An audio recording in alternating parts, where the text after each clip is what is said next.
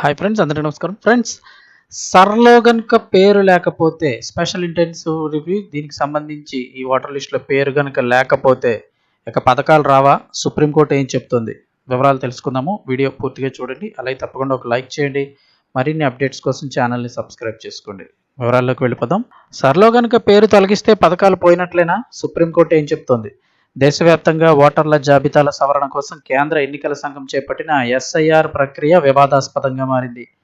వాస్తవంగా చనిపోయిన వారు, అలాగే ఇతర ప్రాంతాలకు తరలి వెళ్లిన వారి ఓట్లను మాత్రమే తొలగించాల్సి ఉండగా, చాలా రాష్ట్రాల్లో అధికార, విపక్ష పార్టీలకు అనుకూలంగా, వ్యతిరేకంగా ఉన్న ఓట్లను సైతం భారీ ఎత్తున తొలగిస్తూ ఉండడం వివాదాస్పదంగా మారింది.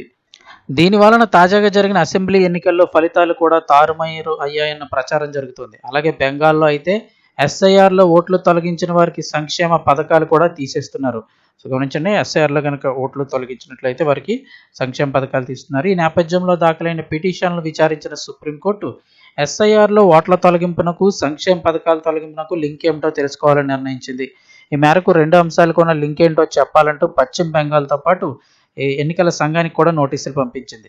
పశ్చిమ బెంగాల్ ప్రదేశ్కి సంబంధించి కాంగ్రెస్ కమిటీకి చెందిన SIR committee chairperson Prosenjit Bose దాఖలు చేసిన పిటిషన్ విచారిస్తున్నటువంటి ధర్మాసనం ట్రిబ్యునల్ల ద్వారా ఇప్పటివరకు 34 లక్షల అప్పీళ్లలో కేవలం 38,000 మాత్రమే విచారించినట్లు పేర్కొంది. బీహార్ సర్ కేసులో మే 27న వెలువరించిన తీర్పులో ఈ డేటాను కేవలం ఎన్నికల ప్రయోజనాల కోసం మాత్రం ఉపయోగించాలని, ఇతర సంక్షేమ పథకాల అమల్లో దీన్ని పరిగణలోకి తీసుకోకూడదని స్పష్టంగా పేర్కొన్న విషయాన్ని సుప్రీంకోర్టు గుర్తు చేసింది. పౌరసత్వాన్ని నిర్ధారించడానికి ఎన్నికల సంఘం ఈ సర్ డేటాను ఉపయోగించకూడదని ఆయా తీర్పులో స్పష్టంగా చెప్పినట్లు సుప్రీంకోర్టు ధర్మాసనంలోని జస్టిస్ జోయ్ మాల్యా బాగ్చి గారు పేర్కొన్నారు.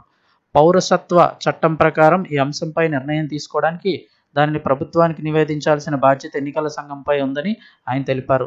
ఈ కేసులోని అంశాలను పరిగణలోకి తీసుకుని దీనిపై త్వరలోనే విచారించడానికి సుప్రీంకోర్టు అంగీకరించింది. సో త్వరలోనే సుప్రీంకోర్టు నిర్ణయించబోతుంది. అయితే బెంగాల్లో ఇప్పటికే సర్లో పేరు కోల్పోయిన వారికి సంక్షేమ పథకాలు కూడా తీసేస్తున్నారు. దీనిపై త్వరలో విచారణ అయితే జరగనుంది.